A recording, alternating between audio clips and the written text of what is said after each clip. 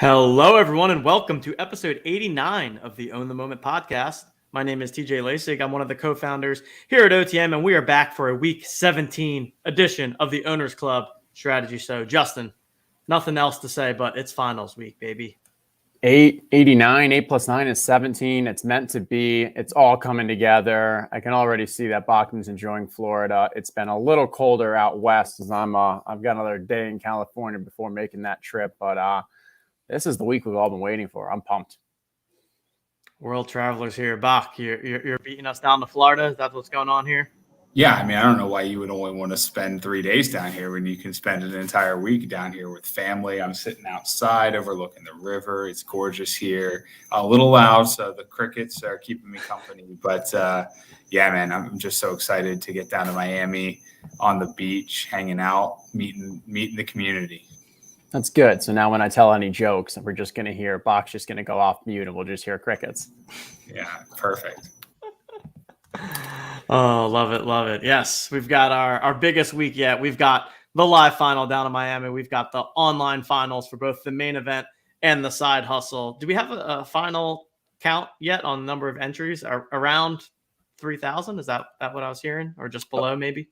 That's about right. I didn't actually count up like how many, but that's where we're going with estimates. And then you've got to assume that how many actually enter based off that. And I think side hustle will probably get a bit more, like their completion rate, the fulfilled rate will be a little closer. So my guess is still like they'll both be a little shy of 3,000, which ends up being around 20% cash rate. And let's hear it in chat. How many entries does everyone have? I know we've seen some people up in the high teens.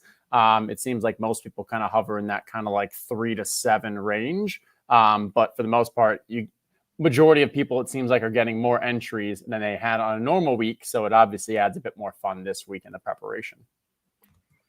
Yep. So the contest should be open sometime tomorrow morning or midday at some point tomorrow. Just finalizing a couple things. We'll get those live so that people can start entering all of their lineups. For those of you that did not see, definitely recommend checking out the show that Justin did. Was it yesterday? Just yesterday with Pete Overzet and Mike Zakarian. Feels like it was earlier than yesterday, but I'm pretty sure it was actually just yesterday.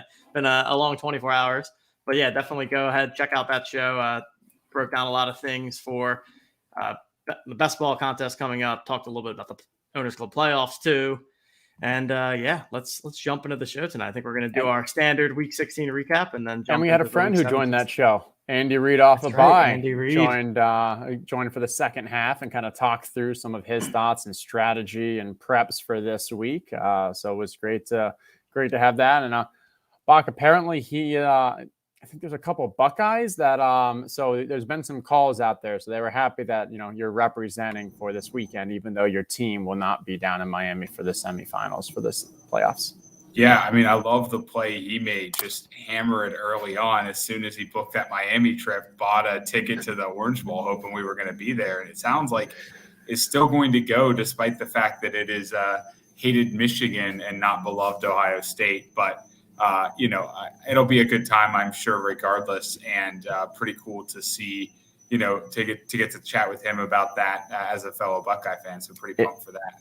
If DFS has taught me anything, it's that the only thing better than cheering for your team is cheering against another team that you really don't like. So I guess like you may have just as much fun cheering against Michigan, just like DFS, it feels like you're cheering against literally everyone that's not in your team. So we've gotten really good at it. Love a good anti-sweat. Nothing better than getting off to a hot start in DFS and then just trying to root against literally anything that could happen. And did this happen recently for you, TJ? Yeah, a little sweat on Sunday. That was fun. Shout out. Well, that's a good transition into the top scores here, because shout out Cincinnati quarterback, running back, or quarterback wide receiver combination got me a little DraftKings bucks this past Sunday for the first time in a while. So that was nice. Yeah, those two big stacks, it seems like, went off this week, and you can see them with a QB wide receiver kind of zigzagging. But Dallas QB, Dallas wide receivers 1-2, QB Cincinnati wide receivers, Cincinnati QB has got the 1-2 and the other way. Those two games were obviously ridiculous. I mean, I'm putting you on the spot here, Bach, but 58.4 for the wide receivers. Is that our highest of the season? I believe it is. I was actually just flipping over to the research tab to confirm, but I'm pretty sure that it is the highest that we've seen. Could be. I know that the Rams have definitely been over 50 at least one, maybe Yeah, twice. I don't remember ever seeing 60 something. So that's Right. got to be pretty close. Oh no, 58.9 Tampa Bay in week 5. Wow. Yeah, that's that game where they all must have gone off. Right? Yeah, exactly. But yeah, I mean, that was a great game for me as a Bengals fan. Pretty awesome to see us, one, dismantle the Ravens, and then two, put ourselves in pole position for a playoff spot in the AFC North. So I got something interesting here. If you look at QB and wide receiver, the top 5 QBs are the same as the top 5 wide receivers. You're right. Slightly different order here and there, but overall, you can see the power of the QB wide receiver stack. And obviously, there's potential for when it's a tight end, but in this scenario, you don't see, I think, other than what Dallas is the only tight end that also were with stack. I think someone was saying you could have played all Dallas and you still would have had like a pretty solid cash, like top 100 or so, just because of how well-rounded they all did. And I think Dallas isn't on this top 5, but pretty sure they had a defensive touchdown as I know they had. No, they are. They tied for first with Miami. Yep. Yes, there you go. They're literally all 4 or running 5. backs. Everything except running back. Yeah, and they still running back. He still did pretty decent, but yeah. Yeah, pretty awesome. And, going into week 17, I mean, I think the other cool thing about week 17 is I think every team still has something to play for this week. There are no, there's virtually, I won't say there's no, because I could be wrong on that. There might have been a division clinch somewhere, but all the number 1 seeds are still in play. A lot of the divisions, playoff seeding is still in play. Who knows what will happen next week, but this week we've got pretty much everything in play from a competitiveness standpoint. We're going to see everyone, taking their punch. And we don't even know who has the last, the first overall pick next year or anything there, because you've gotten these teams that are at the bottom that are trying their darndest and actually winning games. I mean, Houston on a winning streak, like, come on, pretty crazy. It really is. Some of the upsets that have happened in the last 2-3 weeks are pretty wild, where the worst teams in the league are just beating playoff teams. But hey, that's the NFL in 2021 right now. This year, just madness going on. Obviously, lots of people out across the league, so makes sense. Hopefully, we get fully healthy teams for the playoffs, and it should be fun to watch. Yeah, no, I know. This weekend's just going to be so much fun, obviously, for the people that'll be able to make it for the live final. Also, just following the leaderboard for everyone else from the online final throughout the weekend. And I think what's kind of cool is, so for the live final, it actually ends with the afternoon games. And then the online final will have both that late Sunday night and then the Monday night as well. And so for most DFS nowadays, you don't have many tournaments, or at least main tournaments, that extend towards that Monday. This one being such a huge, big finale, high payouts, high prize pool, and seeing that, hey, we're going to have to know what's necessary for that Monday night game. And I believe Monday night is Cleveland-Pittsburgh. So I don't know how many Pittsburgh we're actually going to see in lineups, but that Cleveland, yeah, I mean, you go. We may see some Cleveland, though, because we know those tight ends can definitely put up points. We know that the running back situation, especially against Pittsburgh, which is just getting demolished the run, wouldn't be shocked to see some people coming in with that Monday late night hammer. And if not then, at least that Sunday night game. That Sunday night game is firepower. But we'll get into those as we get a little closer. Yeah, let's jump through. First off, shout out to our final qualifier here. Assuring first place in the main event this week, putting up 170.4 points. Unsurprisingly, with that Bengals stack, quarterback, wide receiver. And there's our New England running back in the winning lineup again. We've talked about them as kind of a dark horse heading into week 17. We started talking about that a couple of weeks back, and they continue to be one of those running back cards that you don't necessarily immediately associate in your head as being elite, but they certainly have proven that over and over. And then Atlanta tight end, Green Bay defense, solid lineup overall here for sure. Yeah. And I mean, yeah, it's interesting. So the New England one, Ramondre Stevenson didn't play. This was all Damian Harris, and he put up 3 TDs, huge game. with the Atlanta, that wasn't even predominantly Kyle Pitts. Like Hayden Hurst is the one who had the touchdown there. And that's just one of those examples where like we want the wealth of opportunity at that tight end position. Yeah, I mean, there are some juicy matchups this weekend that we can jump into. But again, what we say, New England is what, Bach? I'm third overall, maybe second overall in points for running backs right now. Like, yeah, they're one of the highest for the season for sure. Yeah, my guess is I think Indianapolis is still number one, and I think it's probably Cleveland, New England, or Cleveland vice is versa. two. Yeah, I think Cleveland is two. Here, Yeah, I've got it up now. So we yeah, go. I'm gonna have to worry about the spelling of your name, Sergeant Stogie. Apologies for that. Yeah, I know, Sergeant. You were so close too. Just, gosh, what it come down to? You used your joker on, That's tough because I think as well, like New England 31.6. Can we go back one slide? What were the other running backs? Yeah, New England was the top one. And I think I looked at even if Sergeant Stogie would have played New England running back in that same card, the serials of the person who won Ashurin were pretty solid serials. And I think still would have bested Sergeant Stogie there. So maybe that's a bit of a consolation as like based off that lineup, there's nothing more you could have done, which makes it really difficult. And then, having New England and Cleveland both have that 31.6 is pretty interesting. Yeah, you have something to add there, Bach? I was just going to say, I just checked. I think New England is fourth on the year with the Tennessee running backs still being third on average points. Tennessee is still third. Shows how good Henry was. But Donta Foreman has also been pretty decent, and they do still want to run. Like Foreman had 100 yards, I think it was 2 weeks ago. Last week still wasn't that bad. But Henry was just a beast. Yeah. And then, not surprisingly, we've got the side hustle littered with Dallas and Cincinnati.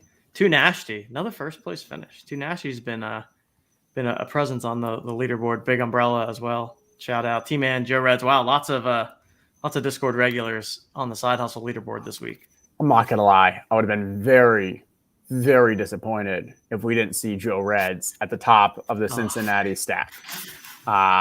Number 5 combo that serial, very impressive. You know he's been playing that all year, just waiting for it. Glad that it kind of finally paid off, and I'm sure he was hoping. I guess let's go back again. What was the difference between QB for Dallas and Cincinnati? It was very close. 2 points. 2 points. That's crazy because that late Cooper Rush touchdown. Yeah. Oh, yeah. And like had Joe Reds won with that Bengal stack, a serial of 5 might have been the lowest win we've had. Definitely don't remember like a 2 or so. Good job, solid effort there. Caleb as well. PDX, lot of names that we see there, and Tunashty, big umbrella. We got some big time names there. Congratulations. And then we've got the low ball, Big Petey, coming through here. 23 points, not so low this week compared to normal. What is going on? We got Stogie again. I know. We got to fix. Must have been. I don't know how that happens or why that happens. And so low ball here, I think, was pretty interesting because outside of that first running back, the scores were actually pretty higher. Like most of the top 5 were in that kind of 6 to 8 range, which usually you get a running back or 2 that is very low. And so overall, like a 23, good to see. But that 4-way tie. So the 4-way tie here, you see the serials do come into play, but it's the inverse, and that higher serial actually does matter. Difference of $1,500 there for having the higher serial numbers there. And then we're wrapping it up. We've got the misfit cards. Again, Baltimore tight end this time. And then Dallas and Miami defenses tied. So you see a mix there, and it comes down to the serial 13 combination. Taking it down. Shout out to Greater Networks, GN, another heavy Discord user. Yeah, definitely. And I forgot to tell you guys, but Ace John sent in a petition that he wants all contests to only be 2 cards going forward, because if you look here, also got a 3rd place in the Island of Misfit cards. So Ace John, let's just work on those other 3 cards and maybe we can get you on the leaderboards. I mean, he's got all the cards. He's clearly playing them in the right, he's playing them right, just in the wrong contest. Fair. Right. Yeah. Actually, Ace John, this is going to kill you, but what would have happened if you took those two side hustle Bengals and you combined them with the Island Misfit here, Baltimore and Dallas D? Yeah, that could have And been then the pick winner. whatever your other running back would have been. And we might have seen you with a Miami trip. But Could have been. All right. Anything to wrap up week 16? I think we want to dive into the slate here coming up.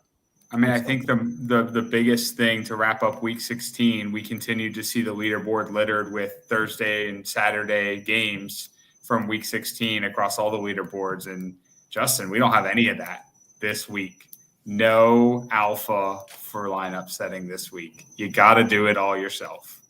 Oh, there's alpha, but we're just not, you're not going to get to watch the game to figure out what it is. That's why we're here tonight, though. Bach, man, I know you're going to drive a bunch of alpha tonight because I'm just happy that with all my other best ball stuff, I don't have to do anything this weekend. Like, it's all set. If it works out, awesome. If it doesn't, then I blame COVID or injuries or something else. But everyone else still has to make tough decisions. So hopefully we can help them out. Here we go. 150K up for grabs in the online finals here. Just a reminder of the payout structure here for those of you paying out 500 spots to both the main event and side hustle. So plenty of people are going to be cashing for at least the $20, $25 min cashes there, and 10K up top for the main event, 5K up top for the side hustle. Nice flat payout structures for you. All right, gentlemen. But I got a question for Bachman, because I think it was actually Overzed who asked me this on a show yesterday. Hypothetically, you've got a wide assortment of cards. How are you prioritizing going for the main event versus going for the side hustle and kind of allocating your cards for those? Yeah, I think I'll probably echo a lot of what you guys said yesterday, but it's if I have really like I think it's going to take a really low serial combination to win the side hustle this week. Now, there's going to be so many random lineups in play that I think there's no chance we don't see the kind of absolute best combo that you could make as the winner. But because the best offenses are the best offenses for a reason, it's going to take a low serial. And so if I had a super low serial, Buffalo quarterback, if I had a super low serial, Green Bay wide receiver, I might consider throwing that in the side hustle if I really think that I'm like, low 2 digits chance to win with the combo I'm playing. But if it's anything that, doesn't basically guarantee the win, I'd rather play that card in the main event, because if it's going to win the side hustle, it's going to be required to win the main event as well. And, there's just so many entries that serial becomes even more important this week than it normally does.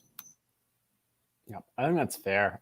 It's just interesting because all throughout the season, everyone's thinking okay, main event is my priority. I want to get to Miami. That's where the biggest prizes are. I want that here. If you win the main event, that's awesome, but it's not like there's a Miami trip or anything attached to it. If you win the side hustle, you're getting 50% for the most part. I guess it decreases, but at least the first one. So there is strategy for figuring out, can you get a unique side hustle? I think it's difficult, though. Obviously, nearly, I don't want to say impossible, but extremely difficult if you're using a stack from the same team, unless you have those very, very low serials. But I like it. And I think what I was mentioning there was just I probably start off with, if I do have some opportunity to have some great serials, maybe think about the side hustle. But for the most part, and I think most people are going to do this, the side hustle is going to be a bit of an afterthought. As people really focus on those core lineups. But I'm not sure if that's the right decision. So, yeah, I think the interesting thing will be, if you've only got, a couple entries and enough cards to fill out a, mediocre main event lineup, hey, I might actually punt the main event lineup and try to throw something a bit unique, but high projected into the side hustle. Obviously, if you're taking your pick from, a litany of cards, you're going to play, your best cards together in both entries, and that's where serial becomes really important. Yep. Love it. Yeah, lots to think through just in terms of the game theory, the strategy, diversifying across the two contests. Obviously, the first time that we've had more than 3 potential entries per user. And like we said, no Thursday in the games, no Saturday games, all pure Sunday. So let's dive in here. I think we're actually going to go through some of our top teams of the week. Is that what we want to go for here, Bob? Yeah, maybe before we do, let's just pull up. I'm sure everyone is super well aware of the schedule, but we'll just pop it up on the screen here for a second. So give me just a second. Justin, Coop shared some info, and I did some more research after that. Interesting question for you. I think really the only team in the NFL that doesn't really have anything to play for this week is Tampa Bay, because they're the only team that has division clinched, but essentially no chance to get the number 1 seed in the NFC. Now 2 versus 3, obviously still potentially in play. And I'm seeing you kind of validating my math, which is always good. But does that enter into your lineup decisions at all? If you are, assuming that is true, does that enter into your lineup decisions at all? Or do you think that they're still going to, play their, as they normally would? So, I mean, first I was like, I doubted it because I know they're only a game behind Packers. So I went to that 538. Right now, they have a 2% chance of getting the bye. If they win out, they move to a 3% chance. So, I guess like for them to get the bye, I think they would need Green Bay and Dallas to lose out, I think. And Dallas and Green Bay to lose out and Dallas to lose probably one of theirs. So if Green Bay loses out, they have a 46% chance. And if Dallas, okay, so if Green Bay loses out, which, I guess is and the possible. Rams need to lose one. So Green Bay needs to lose out. Dallas and the Rams each need to lose one. All that said, I think it's too early. I think you've got Perryman, who I believe is coming back from the COVID, who may actually be a full-time player now, and they're going to want to give him snaps. Mike Evans hasn't played in a couple of weeks. We haven't seen Mike Evans and Antonio Brown on the field together in, I want to say, like 6 to 8 weeks. I think that this is one of those get-right spots. Not that they're not right now, but like you're playing the Jets. It's a pristine matchup. I think they're going to go all at it. Next week is where I could see them sitting when they know a little more. But like also, what are you like? These conversations don't happen in the locker rooms with coaches and players and stuff where it's like, we only have a 2% chance. Like if we do, they're in their mind, they have a chance. They're going to try to win. They're going to go in and win. Next week, when they realize they don't have a chance that first round bye, then I think you see managerial decisions a bit more taking a break.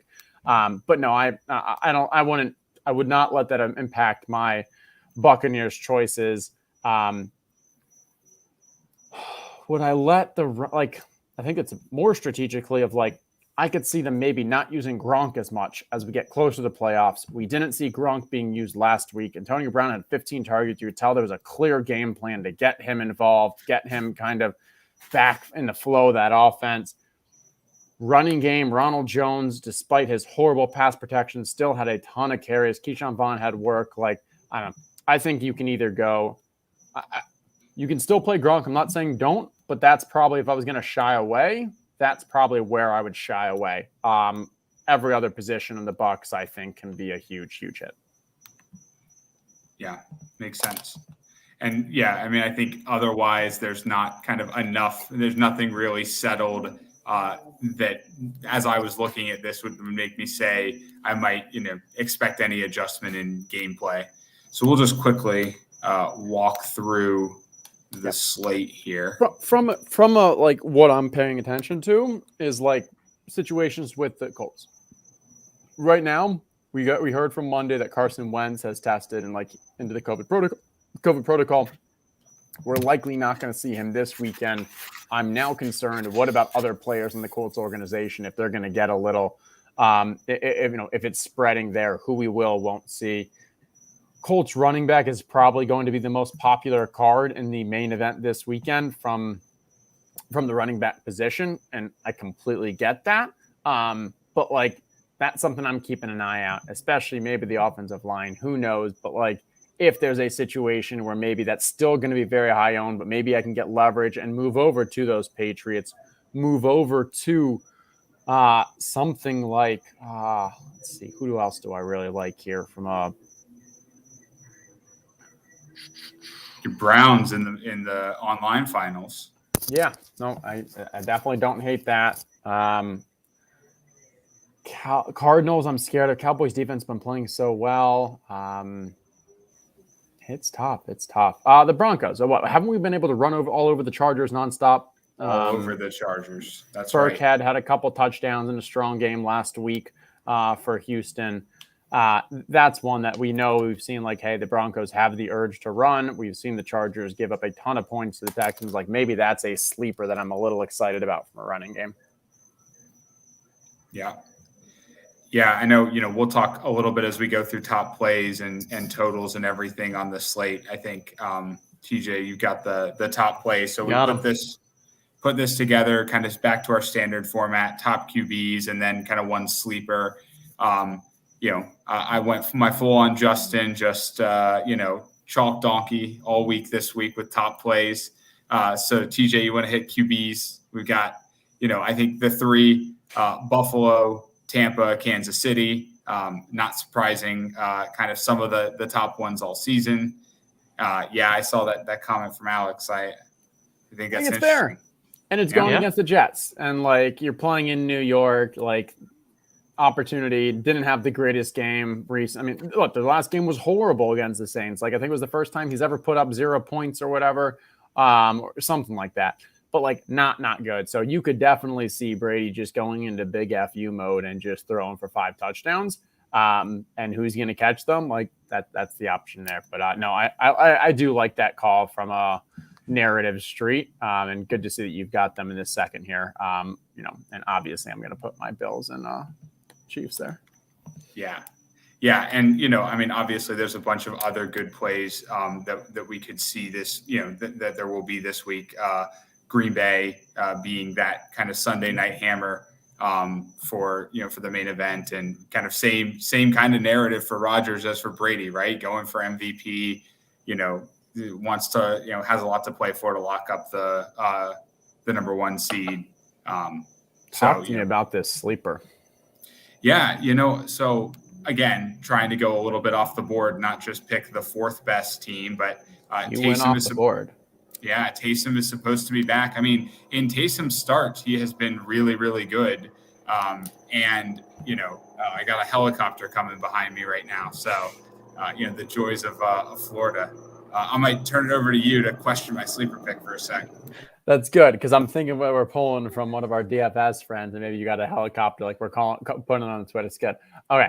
No, I believe it. And I think Saints in general were always one of those sneaky ones that we saw. They were hanging in like the top 10 for QB scoring. I actually wasn't paying attention to how much whether Taysom was going to play. It makes a lot more sense if he is going to play versus Ian Book. I don't know. Include every pun there. But no, I like it. And Carolina, my question is, we know we need to do bringbacks here. If you're playing New Orleans, do you feel comfortable bringing it back with anyone from Carolina? No, I mean, I think that this is one where you're playing it. Not only, I mean, again, this is going to be way off the board. Not only are you not bringing it back, I think you could even play it alone, because so much of Taysom's production comes on the ground, and he could easily throw for 202 TDs and run for 102 TDs and be kind of one of the optimal plays and not really bring anyone along with him. That's really tough when making a lineup decision, but I think it's interesting, assuming he does start, and they still have a lot to play for. I think again, that's the other thing here. Carolina's season's pretty much in the toilet. They're going back to Sam Darnold. Can they keep up? No, but I don't know that New Orleans is really going to take their foot off the gas, especially because same point you made about Tampa Bay and getting back into the swing of things. Taysom's only started a few games this year. I think they're going to want to see. Give him enough reps to try to make some noise in the playoffs. Yeah. How about this play as a way to differentiate in the side hustle? So you play that with another wide receiver combo. I just feel like with the main event, you almost have to stack, because we've seen, I think, just about every week. But I could see this being a good way to differentiate in the side hustle, where you pair them with one of the top wide receivers, and hopefully there's not as much duplication there. Yep, I don't hate that, and I'm gonna say, if I was putting a contrarian one up here, I'm gonna go a little hometown for you, TJ, but I think Philly, because we know Philly is actually playing for a playoff spot, going against Washington, which they had a couple good games stretched in the middle, but overall that defense has been atrocious, And we've seen that Jalen Hurts is like can still put up that 100 yards and a rushing touchdown or two on the ground. So that's one where like I guess I'd play that in main event and pair it with a Philly tight end because you can, hey, we know how much he likes Goddard in that combo, but also to your point, like if you need to put that in a side hustle just because you're hoping that he can put up that huge game, like similar to the Tyler Huntley game we saw a couple weeks ago where he was the number one scorer, or at least like top 2, 3, depending on our scoring. But yeah, like I like that call. Gosh, I would love to put up a Philly stack, like a Philly QB, Philly tight end. That would be my kind of off the board play if I had cards. Yeah, I think I like that. Projections, initial run of projections has Philly as the second highest projected quarterback on the week. Now that's because Washington is hands down by like multiple points the worst, allowing the most fantasy points to quarterbacks, and a lot of that was early in the season, and then the Dak explosion. But so part of the reason I didn't put them was because it's not that far off the board. That's fair. Yeah. No, I mean, so props to you. Obviously, I ended up going chalk, even though if I didn't know I was going chalk. But it's in your blood. Yeah, would not have thought of Philly as being like a well-known, and I still think like when we look at the plays at the end of after the finals, that'll be fairly under-owned. I'd say outside of the top 8, top 10 QBs, it'll probably be around that area, maybe 8 to 10. But yeah. Like it. Here we go, running backs. I mean, I think it's kind of exactly back to what we just said. We've got, Indy, New England. We've already talked through both of those a little bit. Indy's going to be super highly owned. Good news for Justin, kind of your questions. Indy is the 1:00 game, so we're going to know what their situation is before you really have to make any lineup decisions. And I have Cleveland here. Just Chubb was such a big part of the offense. It doesn't look likely that Kareem Hunt is back, but Pittsburgh has been so bad against the run this year. I can't find my tab where I had it up. They've been the 5th worst team against the run this year. And so, that offense is only going to go through the running game in Cleveland. I haven't actually seen a weather report on that game yet. I don't know if the weather is looking to be interesting there, but I think, just a lot of people who've been successful have that card, and we're going to see it played. And then, the off the board play, Denver, just as you called out, LA, again, been historically bad against, or not historically bad, but been notably bad against running backs this year. And Denver wants to just ride the run. Yeah. One thing I'll mention is there are games that have 14.5, 13 and 12 point favorites, and none of those 3 teams are on your chart. And that's fine. So those 3 teams are Buffalo, Tampa, and San Francisco. I'm not saying they should be up here, but I think that is heavily worth noting is that those are the type of games that it would not be shocking to see the ground game finish with 150, 200 total yards, 3 touchdowns, and be necessary for that top lineup. So we see that there are a lot of options at running back. I think agreed. Those top 3 are all strong and probably a bit of on the chalky and a very much on the chalky side. But if you're not doing a Buffalo, a Tampa, passing stack, then why not grab that running back? Because here's the other thing. You're getting leverage against those. You're not having, if you play Indianapolis running back, there's not many people playing Indianapolis QB with the wide receiver or tight end position, especially not this week with no Wentz. Same thing with New England. No one's playing the New England QB with the stack and stuff. So that those cards are going to be heavily played. And if they do well, you're not getting leverage. If you go and you play that Tampa running back or the Buffalo running back and 3-4 touchdowns come from the running back group rather than the passing, not only are you obviously have that high upside, but you're getting strong leverage off everyone else who played that stack. That's the kind of leverage that we talk about that we love, with an opportunity to kind of move up the rankings and move up the finishings. Yeah, I know. I think we were 1 week earlier this season on our Leonard Fournette call, where we said one of these weeks Tampa Bay running back is going to just explode in one of these heavily favored games. And then he didn't do it that week, and he did it the next week and put up 47. I think you're absolutely right that, Buffalo and Tampa and San Francisco as well all have that shot. San Francisco is a little bit harder because they get so much of their rushing production from Debo. It doesn't get you running back points. But Trey, though, who knows with San Francisco this week? they may. I mean, it's obviously you're not going to get San Francisco QB as your running back points when he's rushing, but they may not trust him throwing, and so they may end up having 30, 35 carries for the running backs. That's going to be an interesting thought. And I think Elijah Mitchell should be back this week. I'm making that up, but like I feel like the timeline makes sense that he should be back. So I'll let you check me there. But even if not, Jeff will. Like it still got strong, but that's just that we don't know what to expect with the QB, with Trey Lance being QB, which gives potential upside. Yeah, Mitchell's limited, so definitely looks like he could be back. And yeah, you certainly can't go wrong, especially your call with the Tampa Bay and Buffalo and the leverage. Like if you're not playing those in a stack with the quarterback, and so they just give you immediate leverage if those are going to succeed. The quarterback and wide receivers probably did not succeed. So yeah, and any others? I just wanted, because we're here now. I'd be scared of playing San Francisco tight ends this weekend. This could obviously come back and bite me in the ass, but given they're such a huge favorite, they don't often use Kittle when they're ahead, and Kittle's likely going to be used as a blocker to give Trey Lance either more time or for that run game. I'd be scared of pretty much anyone playing San Francisco except for defense or running backs. Yeah. So, speaking of, here's San Francisco wide receivers as a sleeper. San Francisco wide receivers. And I think, I think Justin's point's absolutely right. That's why they're kind of a sleeper here. But, again, you get that Debo rushing leverage. Shout out to us. We called that out a couple weeks ago, and then Debo went off and got 2 touchdowns and was the highest scoring wide receiver on the slate, despite putting up, I think, like 2 points in the air. So, again, I think it's a bit of a contrarian play, but definitely one, we could see Trey Lance do things that we've talked about Taysom or Jalen Hurts doing, and, getting some of that to Debo in the air, some of that on the ground, give some upside there. Are you like in a museum? You've had a helicopter, you have trains, you have crickets. This is extremely impressive. Like, I didn't know Florida was this popping. Yeah, I didn't either, man. I don't know what's going on. I just need some like dolphins to start making some noise behind me, and then it'll just really be popping off.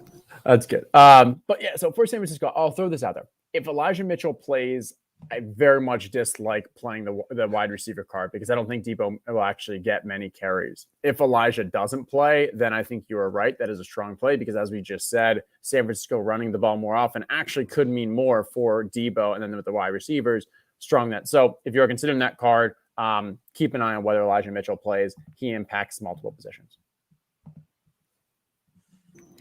I think interesting that, 2 of the wide receiver positions we have called out here, not paired with a top play quarterback. Those teams just are, Tampa and Kansas City get so much of their passing production from not their wide receiver position. And so, Green Bay and LA, the other 2 teams that, are probably 4th and 5th on this quarterback list, or 4th and, top 10, that just funnel everything directly through the wide receiver position. I looked again today and I did a double take. I think LA's wide receiver is 5 points clear still of second on the season average points. I mean, just something insane. And last week, Cooper Kupp had a mediocre game and they go get a wide receiver return for a touchdown return. Like, just multiple ways they're doing it there. And they're playing Baltimore this week, which Baltimore's secondary, they're literally signing cornerbacks off the street. Like, the only reason Devontae Adams didn't go off on them is because they literally just put 2 guys on him for like the entire game. But the thing is, that doesn't matter as much in this format, where if they did find some way to try to cover Cooper Kupp with 2 guys, not likely. You still have Odell, you still have Van Jefferson, you still have options. Yeah, it's going to be. We'll see what you end up with tight ends, but if you end up putting the GOATs as like a sleeper for your tight end, I think that'd be a strong call. Oh man, well, Justin doesn't think I'm smart, I guess. That's okay. Ooh, you went off the board. Yeah, Taysom stack. That's either that wrong? That's either an error. That's an error on someone's part. Most likely my part. I think you wanted the GOATs. You said you wanted the Rams. Yeah. Right. So, anyways, I think Kansas City not being on there should tell you all you need to know about my likelihood. So, I think these are the defenses by accident. not the tight ends. Oh, good. All right. Well, so for tight ends, those you'll be defenses are good. I like those defenses. Yeah, for tight ends, you'll be Jacksonville, surprised. playing against New York Jets, playing against whoever Buffalo Yeah, is. so tight ends, you had Kansas City, Tampa Bay, and Baltimore, with New England as a sleeper tight end. Those all make sense. I like those. I wouldn't even call New England a sleeper nowadays, but yeah, I get it. Yeah. I mean, I do think I know Overzet and Zakarian were joking with you and Andy Reid about it a bunch, but like, does Lamar actually hurt Mark Andrews? And they failed to acknowledge the massive Mark Andrews game that happened with Lamar at quarterback in that. But I mean, he has just been peppered with targets the last couple of weeks with Huntley and Josh Johnson. Yeah, it just seems like there's always that whole like rookie QB or just ineffective QB safety blanket of the tight end. Like, I don't even think that's what's happening. I think it just turns into, with these other QBs, Huntley and Josh Johnson, like he just becomes like the primary, like the first look. And that first look in a Ravens offense, which is not the most run heavy as we've expected from the past couple of years, is a very valuable position. Combine that with Mark Andrews is actually catching the ball this year and like looking good on downfield passes. If Lamar's QB, like it probably hurts a little, definitely from a touchdown efficiency. If Lamar doesn't play, like I don't know how you don't consider Mark Andrews tight end 1. Ooh. You're going Mark Andrews straight up over Kelsey with no Lamar Jackson, without their starting quarterback. No, he did say if Lamar plays. But no. Lamar doesn't play. Right, correct. No, if Lamar doesn't play, because that's where right. Huntley and Josh Johnson, like his target share has been absolutely ridiculous. Did Kelsey actually have COVID? Do we know? I think know so. off the top of my head. I mean, he was out for 2 games, right? So right, and I'm pretty sure he was. I don't know this. I think he was vaccinated, which means that he likely had it. The reports after, like the post-COVID and what that impact has, like we saw Tyreek Hill only have those 2 catches, and the reports afterwards are that he was trying to catch his breath, like not able to run well. Like we saw it with Cam Newton earlier. Like we know that, like, hey, that post-COVID doesn't mean you're coming back 100%. So I would factor that in a small amount into when I'm playing Kelsey this week. Is that enough to not play him? No. But for me, making a prognostication about Baltimore versus him with a backup QB, like, hell yeah, I'm going to make that call. Yeah, of course. Yeah, and he did test positive. He is vaccinated. He tested positive at the very beginning of last week, so he missed the 1 week. But it seems like he will definitely be back, and who knows how impacted. But I mean, that game's just going to be such shootout potential between Kansas City and Cincinnati, and Cincinnati's defense has been okay. Nothing particularly special against either tight ends or running backs, or nothing particularly notable against either of them. But I'm just going to trust Kelsey, I think, more than I'm going to trust the wide receiver position. And I think Mahomes is going to try to restake his claim as the best quarterback in the NFL. Can we do a quick research check? Let's see. Research for tight ends on this season. What does that look like from a positional breakdown? Has Baltimore moved up to number 2, 3? I can tell you here in 2 seconds. Hope we could share the screen as we go through with it. Yeah. And as you're doing this, Bach, we got a question from Nathaniel. When will projections for week 17 go live on the site? Probably when tournaments go live Thursday? Yeah, I can't load them until tournaments go live, but as soon as tournaments go live, we'll get the projections up there. All right, so let's take a look. This is only for one. This is weekly positional average. So Baltimore. Oh, that is okay. That is the one. That was last week. Yeah. Okay. This is what I want. Tight end. Baltimore Yeah, moved that's up to Got number 2. Yeah. Okay. Closing that gap. Kansas City, if we remember previously, had a large gap over everyone for most of the season. Right. It makes sense. It's not like Kelsey's had the hugest season to begin with, but just from a level of consistency and still having those big ones. But if we scroll over to the right, like just check out the most recent weeks from Baltimore. And it's obviously a small sample size. But if you consider that week 15 and 16 were without Lamar, week 14 was half without Lamar, and Andrews just pop. Like, yeah, wow, he's on fire. Yeah, and I hate to admit this because it means Justin's right, kind of, right? The average that you see on the site doesn't actually include week 16 until we flip week 17 live. Manually calculating the most recent week Kansas City is still ahead, but by 0.05 of a point on average, as opposed to 1.5 points. So Kansas City is still number one, but it is essentially dead even on the season now. Rest of season, who finishes ahead? I think you definitely got to assume it's Baltimore, right? Just given the likelihood that Kansas City locks up the bye this week and doesn't play Kelsey at all next week. Although, would they take 2 weeks off, for their starters? I don't know, but they might limit Kelsey's, health and stuff. So I'd probably take Baltimore rest of season. Week 17, it's close.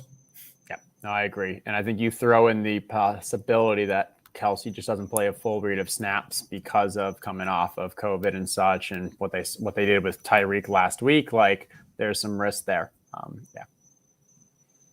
Yeah, as always, tight end becomes super important to get right because the scores, can be such differentiated versus second place, but it's just so hard to project tight ends week to week. So the top couple are going to be super highly owned.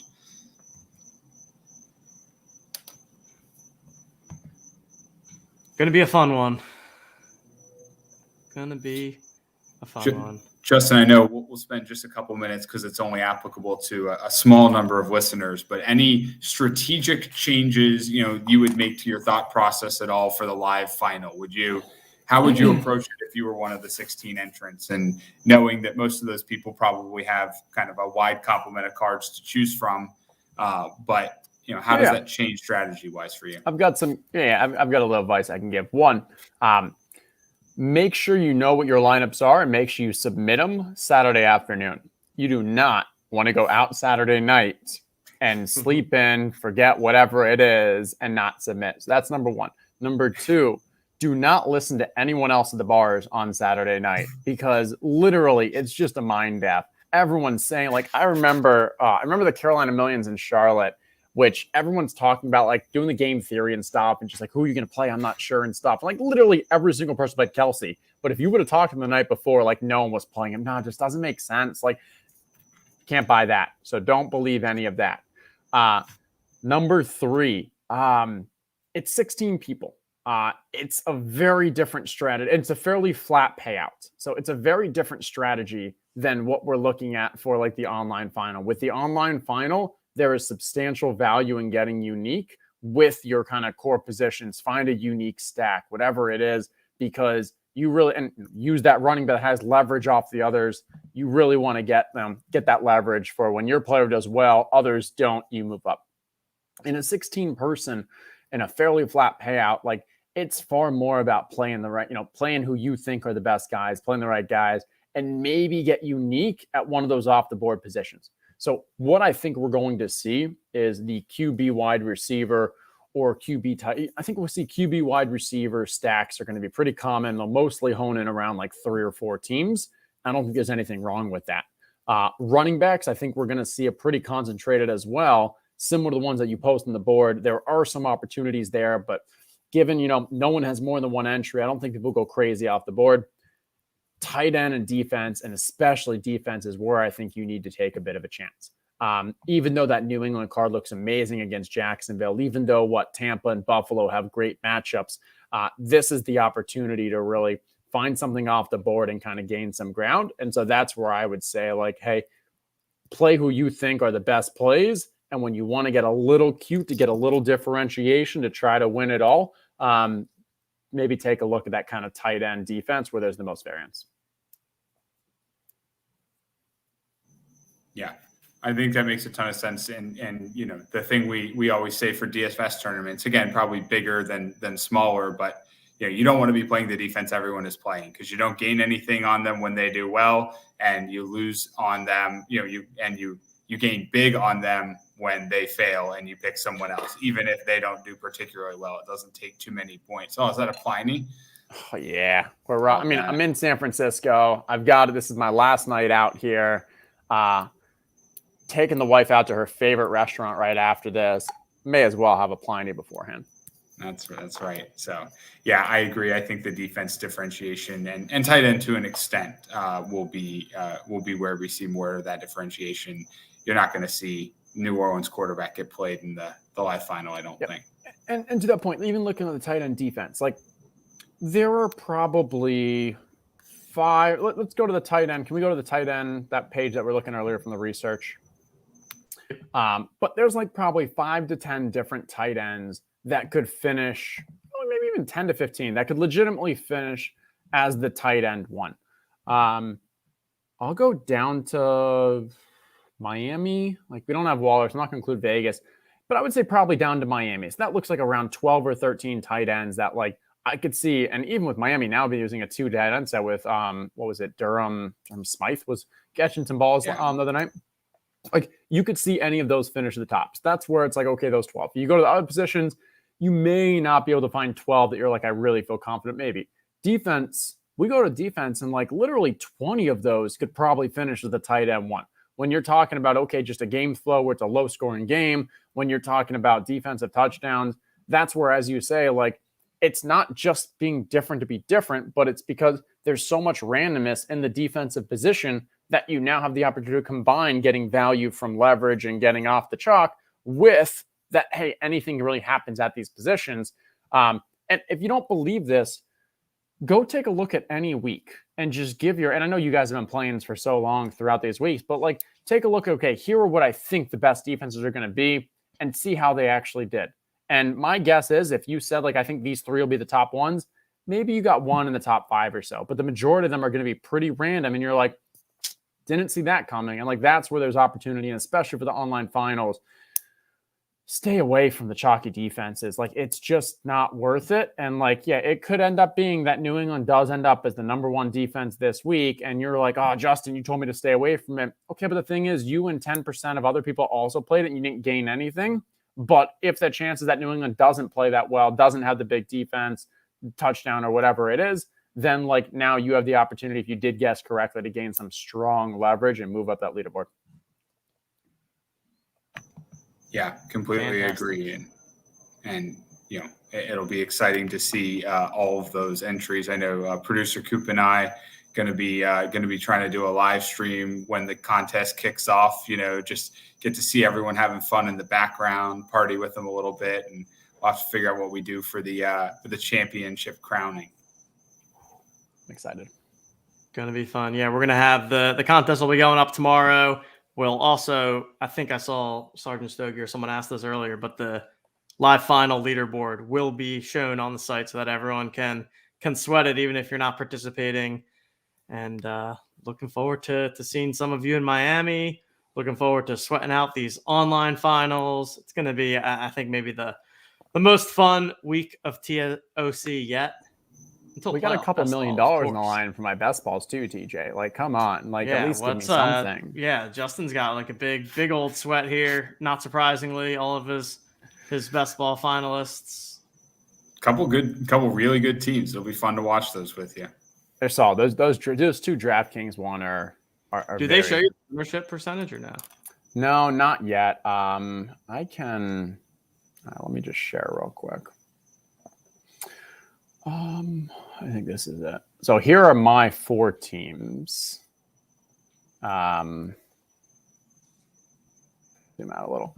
The 555 is DK, and this is the DK main. So this is 11 people competing for $250,000 to first place. These 2 are 160 and 235 with $1 million to first. And this midseason is a smaller one. I think it's 24 people with $20K to first.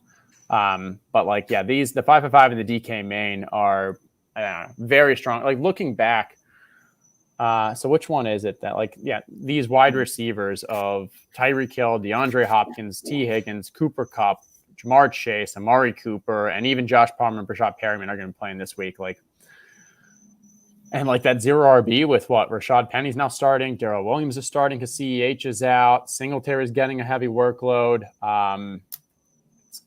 There's fragile, baby. Yeah, there's opportunity. So we'll see. But gonna have. It's pretty fun. Wild how you could just get JT and Cooper Kupp on the same team. Because if we redrafted today, that would never happen. They'd be like the first 2 picks, I imagine. Oh, I mean, yeah, they're definitely up there. Especially with no Henry, I guess, at least. Yeah. Yeah, great teams. It'll be fun. It'll be fun to sweat it. All right. What do we Think have going that'll up do the it? next couple weeks? You want to give us a quick sneak peek before we Yeah. close out? Just give people a little heads up what to I thought expect. And everything ended after the live final week, right? just for you, your contract is done. You're going to stop making the amount of money that you made before, and then we'll give a raise to someone else of whatever you were previously making. That's perfect. Yeah. So we obviously have our last week here, big week 17.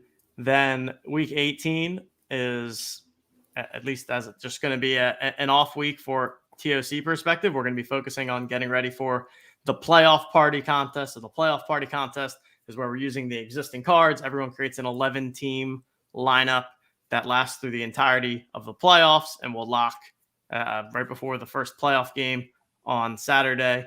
And then we have playoff best ball. So more details going to be coming out on this next week. How that's going to work is that we're going to have a pre-registration process where people can sign up on the website to receive their packs. Those packs will end up going for sale after week 18. So we'll have a week in between week 18 and the playoffs of ripping open best ball packs. We've got some fun stuff coming there. And we're also, keep an eye out, we're going to be launching a little bit of a referral program type of spiel for next week. So keep an eye out for that. Really going to look to use this opportunity with best ball to get the friends and family of the current owners, members into TOC. We've got that cheaper price point now with $20 for a best ball pack. So stay tuned, but looking forward to expanding the league a little bit here at TOC. Yeah, and I mean, because I'll mention, like, this is something that we've been talking about for a while, and like the way that we designed this initial, the owners club in the first season was, it made sense to join at the beginning. It made sense to join in the early weeks because then you could compete in all the free contests throughout the season. We completely understood that it wasn't the most attractive or inviting, program club to join near the end of the season where you were joining after a lot of these contests were already, complete. So as a result, like, we didn't put in effort for recruiting, marketing, bringing more people in. Instead, we focused primarily on building the best possible product for the community members that were already involved. This is the first opportunity where it's like, okay, we want to take that next step and we want to start off with the friends of the friends, because you are the community that we've kind of built around. You're the community that we've kind of built products that, listening to your feedback that we think you'd enjoy. So we think your friends and your extended group are the ones that'll probably be that next addition, the expansion for us. And that's what we're focusing on right now. We will bring in some of the friends, the family outside in the larger kind of fantasy sports communities and such. But our primary focus is, can we expand leveraging this internal community so that we don't mess up the vibe of the community aspect. So that's kind of what we're most excited about for this. And you guys know how much I love best ball, like literally pride, joy. So excited, especially playoff contests. So this should be extremely fun, to kind of, it's been great building it out. The team's been fantastic, but also to watch people rip open these packs, build those lineups, and then kind of buy, sell, trade the actual NFTs throughout the playoffs. So pumped. Man, I was trying to pull up a little sneak peek video here. But no! But apparently you can't share screen with the video program. I don't know. It doesn't come up in my share screen options. I can't select it. So the teas will live on. Maybe we'll drop into Discord for if the you people. Share your screen and then play the video, will that work? It just won't be as clean. If I share the whole screen, maybe. Yeah. Maybe. All right, you try that. Okay. Does this work? Yeah, we can see. There you go. All right. Here's a little sneak preview of what best ball is starting to look like here. So you'll get your pack. You can see that on the left. It's going to have 20 randomized cards in it, minimum of 2 per position. And then this is going to be the process. You'll go through, out of the 20 that you have in your pack, you'll be able to select 12 of them and really lean this concept of building your own NFT. So you can place them wherever you want within your lineup, stack up teams as you want to that you get into the pack. You'll only be getting playoff teams in there. Once you enter in all 12, you will then be able to click mint lineup, and in real time behind the scenes, this lineup will be minted on the blockchain as a token. It will come through. You will have your finalized lineup. This is not the final designs, but you'll have your lineup there. And then once you have your lineup, you'll be able to buy and sell it on the secondary marketplace, both before the playoffs start and during the playoffs. So a little bit of a unique kind of peer-to-peer trading aspect there, where you can have a great first weekend and decide that you want to sell it if someone's willing to buy it. And it's going to be pretty fun. Pretty Can you fun. go back to the video? I know we're running on time, but I want to make a lineup real quick. I want to evaluate the decisions that our dev team did. Well, Justin, that's my pack. And that's why, that's okay. my pack. Yeah, so, nice pack, huh? Yeah, it's a pretty nice pack I got. Huh? I was it's almost like you picked all the top teams. Yeah, right. I think Fuck. I'm going to do well. What would we choose here? Yeah, you can just keep it paused. All right, so what do we have quarterbacks-wise? I see 5 quarterbacks. We got 2 KC, 2 Arizona, 2 Buffalo. We can trying to think. And we've got a 2 Dallas, and we got a GOAT. So we have, at the end of the day, we want to get our main 5 core positions and 1 super flex. And I'm allowed to choose 2 Arizona quarterbacks, right, Teach? No. There would be no point in doing that.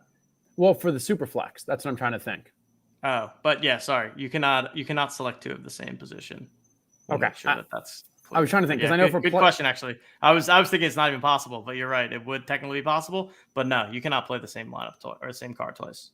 Okay, so for playoff party, I know that was the case and stuff, but yeah. All right, so in this, I mean, it's interesting. So many of these, and obviously there's only 4 teams involved here with the Cardinals, Bills, 5 teams. But you're going to see some fun teams. There's just the elements of like, okay, which stacks do I go with? In this situation, I'm looking at, I've got almost all NFC teams and 1 AFC. So I'm definitely starting off with my AFC, and I'm saying, okay. You got Buffalo and Kansas City. Oh, that's true. Sorry. Okay. Yep. So you've got really options here to choose between like, okay, so do you want to go with Kansas City that probably has a bye for that first week, Buffalo that I think is the highest projected team to make the Super Bowl in the AFC that doesn't have the bye. So still strong opportunity there. And then on the NFC side, you don't have Green Bay. So you've got lots of opportunity for the points and stuff because for these points, you want to make sure you get those rounds. You get points every round. So it's fun. It's exciting. We are just getting started, but yeah. Love it. Yeah. I think I'm going to win with this pack though. It's a pretty good one. It's pretty nice pack. you want to experiment with the good stuff, obviously. That's right. Yeah. So we're going to be coming out with, again, more information on this next week, sharing out the UI more broadly. And yeah, less than 2 weeks away from being able to rip open those best ball packs. All right, everyone. We're going to call it for tonight. Justin, enjoy your San Francisco dinner. Bach, enjoy lovely Florida. I'm just going to be, stuck here in the cold in Philly, but it is what it is. Only for one more day. We'll see you in Florida. Yeah, see you guys in Florida in a bit. So thanks, everyone, for joining tonight. On behalf of Justin, Bach, and producer Coop, I'm TJ. We'll see you guys next time.